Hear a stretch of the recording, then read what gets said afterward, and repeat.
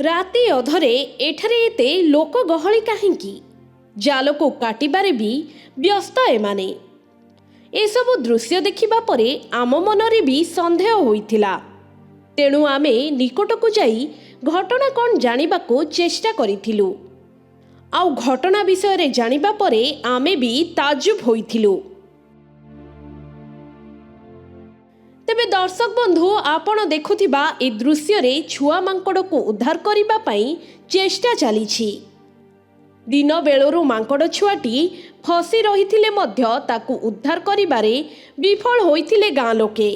ଶେଷରେ ବନ ବିଭାଗକୁ ଖବର ଦିଆଯାଇଥିଲା। ବନ ବିଭାଗ ବି ପ୍ରଥମେ ମାଙ୍କଡ଼ ଛୁଆକୁ ଉଦ୍ଧାର କରିବାରେ ବିଫଳ ହୋଇଥିଲା। କାହିଁକି ନା ଏ ମାଙ୍କଡ଼ ଛୁଆଟିର ମା ଉକ୍ତ ସ୍ଥାନରେ ଆତଙ୍କ ଖେଳାଇଥିଲା। ଛୁଆଟି ଜାଲରେ ଫସି ଯାଇଥିବାରୁ ମାଙ୍କଡ଼ ଦଳ ଏହି ସ୍ଥାନରେ ଉତ୍ପାତ କରିଥିଲେ। ଏହା ବ୍ୟତୀତ ମାଙ୍କଡ଼ ଛୁଆ ପାଖକୁ ଆସିବା ପାଇଁ କାହାକୁ ବି ଛାଡ଼ୁନଥିଲା ମା ମାଙ୍କଡ଼। କିନ୍ତୁ ରାତି ହେବାରୁ ମା ମାଙ୍କଡ଼ଟି ଛୁଆ ପାଖରୁ ଅଳ୍ପ ଦୂରେଇ ଥିଲା। ଏହି ସମୟର ସୁଯୋଗ ନେଇ ବନ ଅଧିକାରୀମାନେ ମାଙ୍କଡ଼ ଛୁଆକୁ ଉଦ୍ଧାର କରିବାରେ ସଫଳ ହୋଇଥିଲେ। ସୂଚନା ଅନୁସାରେ ପୁରୀ ପୌରପାଳିକା ଅନ୍ତର୍ଗତ ସର୍ବୋଦୟ ନଗରରେ ଦେଖିବାକୁ ମିଳିଥିଲା ମାଙ୍କଡ଼ଙ୍କ ଉତ୍ପାତ। ଦୀର୍ଘ 4 ଘଣ୍ଟା ଆତଙ୍କ ଖେଳାଇବା ପରେ ବନ ବିଭାଗ ମାଙ୍କଡ଼କୁ ଉଦ୍ଧାର କରିବାରେ ସଫଳ ହୋଇଥିଲା। ସର୍ବୋଦୟ ନଗରର ଶଙ୍କର୍ଷଣ ଦାସଙ୍କ ଅଗଣାରେ ଥିବା ଆମ୍ବ ଗଛର ସୁରକ୍ଷା ପାଇଁ ସେ ଏକ ଜାଲ ବିଛାଇଥିଲେ। କିନ୍ତୁ ଗତକାଲି ଏହି ଜାଲରେ ଏକ ମାଙ୍କଡ଼ ଛୁଆ ଫସି ଯାଇଥିଲା। ଛୁଆକୁ ଉଦ୍ଧାର କରିବାକୁ ମା ମାଙ୍କଡ଼ ପହଞ୍ଚିଥିଲା। ଏହାପରେ ମାଙ୍କଡ଼ଙ୍କ ଏକ ପଲ ଘଟଣାସ୍ଥଳରେ ଉତ୍ପାତ କରିବା ଆରମ୍ଭ କରିଥିଲେ। ଶ୍ରୀ ମିଶ୍ର ତାଙ୍କ ଘର ପରିସରରେ ଥିବା ଏକ ଆମ୍ବ ଗଛରେ ଜାଲ ବିଛାଇଥିଲେ। କିନ୍ତୁ ଏହି ଜାଲରେ ମାଙ୍କଡ଼ ଛୁଆ ଫସିଯିବାରୁ ସେ ଚିନ୍ତାରେ ପଡ଼ିଥିଲେ।